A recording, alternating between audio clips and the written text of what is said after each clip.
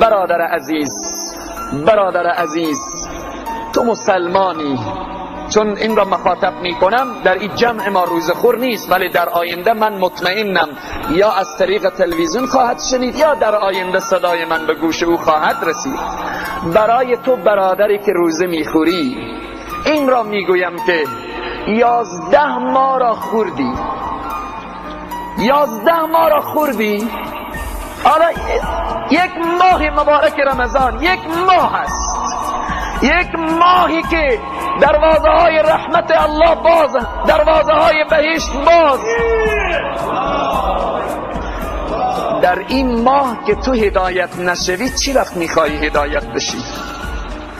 در این ماه که به بهشت نری کدام وقت میخوایی به بهشت بری؟ همین رمضان اگر انسان رو وارد بهشت نکرد دیگر هیچ امکان نداره انسان به بهشت برود، چون دعای پیامبر هست، دعای جبرئیل به آمین پیامبر هست که میفرمایند جبرئیل میگوید هلاک باد آن انسانی که رمضان بگذرد به او هنوز گناهکار باشد. پیامبر میگوید آمین. تو نظر به این حدیث پیامبر تو از جمله هلاک شده هایی، ولی 10 روز دیگه مانده. خود را نجات بدی از این هلاکت، خود را نجات بدی. دروازه الله باز هست، توبه کن، تضرع کن، گریه کن. 19 روز را به غفلت سپری کردی. متاسفانه ادیر میگن جوانها در اوج جوانی، زور، قوت، بازو. برادر قصه کرد، گفت یکی از دکانها را مشاهده کردم که وقت چاش دکان را پایین کشید، متوجه شدم که روزه میخورن. خب این دکان را که پایین میکشی از نظر مخلوق خود دوزخی نداره، چرا از نظر مخلوق خود را غایب میکنی؟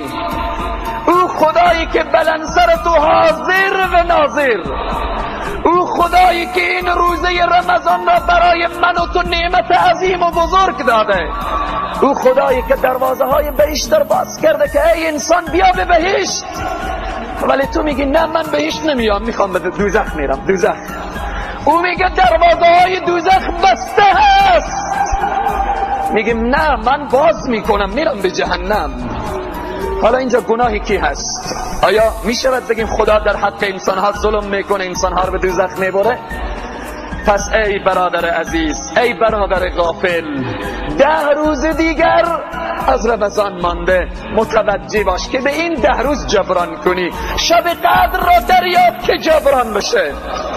و همچنین نکته برای بعضی از خواهران که در کوچه و بازار در رمضان هم بعضی به بی‌حجابی دیده میشوند.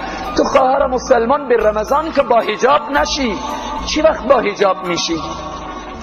کسی روزه میگیره برای خود میگیره، کسی با حجاب میشه برای خود حجاب گرفته، عزت گرفته. مگر اگر همه انسان ها روزه بخورن برای خدا چی ضرر وارد میشه؟ خداوند جهنمی ساخته، بهشت ساخته. روزه میگیری برو به بهشت، روزه نمیگیری برو به جهنم. فمن شاء فلیؤمن و من شاء فلیکفر. با حجاب هستی برو به بهشت، بی حجابی برو به جهنم. با حجابی با عزت زندگی کن، بی حجابی با ذلت و خواری زندگی کن. همه ما و شما بارها و بارها مشاهده کردیم چیزی که موضوعی که یک شیرینی در جای گذاشته، یک چاکلیت اگر پوش داشته باشه هیچ وقت مگس ها و حشرات با او رجوع نمیکنه، ولی پوش نداشته باشه همه مگس ها با او رجوع میکنه، تبدیل به یک لجنزار میشه. زن با حجاب تا بی حجاب چنینه. زن با حجاب چنان هیبتی داره، عظمتی داره، شکوهی داره که چشم فساقر میسوزانه. چشم فساقر میسوزانه حجاب زن مسلمان. فساق و فجار ناامید میکنه، شیاطین جنی و انسی ناامید میکنه، ولی زن بی حجاب فساق امیدوار میکنه، شیاطین جنی و انسی